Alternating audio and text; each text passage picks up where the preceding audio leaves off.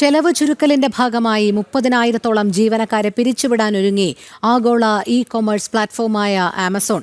2022 ശേഷം ആമസോൺ പ്രഖ്യാപിക്കുന്ന ഏറ്റവും വലിയ പിരിച്ചുവിടൽ നടപടികളിൽ ഒന്നാണ് ഇത്. ഈ ആഴ്ച തന്നെ പിരിച്ചുവിടൽ നടപടികൾ ആരംഭിക്കുമെന്നാണ് സൂചന. വിവിധ വിഭാഗങ്ങളിൽ കഴിഞ്ഞ 2 വർഷമായി തുടരുന്ന ചെറിയ തോതിലുള്ള പിരിച്ചുവിടലുകൾക്ക് പിന്നാലെയാണ് കൂട്ടപ്പിരിച്ചുവിടലിന് കമ്പനി ഒരുങ്ങുന്നത്. കമ്പനിയുടെ വിവിധ ഡിവിഷനുകളായ HR ഓപ്പറേഷൻസ്, ഉപകരണങ്ങൾ, സേവനങ്ങൾ, ആമസോൺ വെബ് സർവീസ് എന്നിവയുടെ പ്രവർത്തനത്തെ ഇത് ബാധിച്ചേക്കും. കഴിഞ്ഞ 2 വർഷമായി ഉപകരണങ്ങൾ, കമ്മ്യൂണിക്കേഷൻസ്, പോഡ്കാസ്റ്റിംഗ് തുടങ്ങിയ വിഭാഗങ്ങളിൽ ആമസോൺ ജീവനക്കാരെ ഒഴിവാക്കി വരികയാണ്.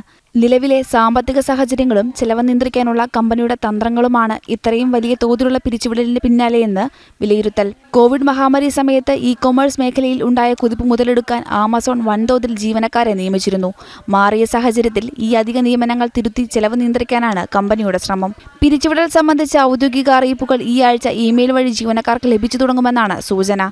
കഴിഞ്ഞ വർഷങ്ങളിൽ 27,000-ഓളം ജീവനക്കാരെ വിവിധ ഘട്ടങ്ങളിലായി ഒഴിവാക്കിയതിന് പിന്നാലെയാണ് ചരിത്രത്തിലെ ഏറ്റവും വലിയ കോർപ്പറേറ്റ് പിരിച്ചുവിടലിന് ആമസോൺ ഒരുങ്ങുന്നത്. ന്യൂസ് ഡെസ്ക്, ജനം.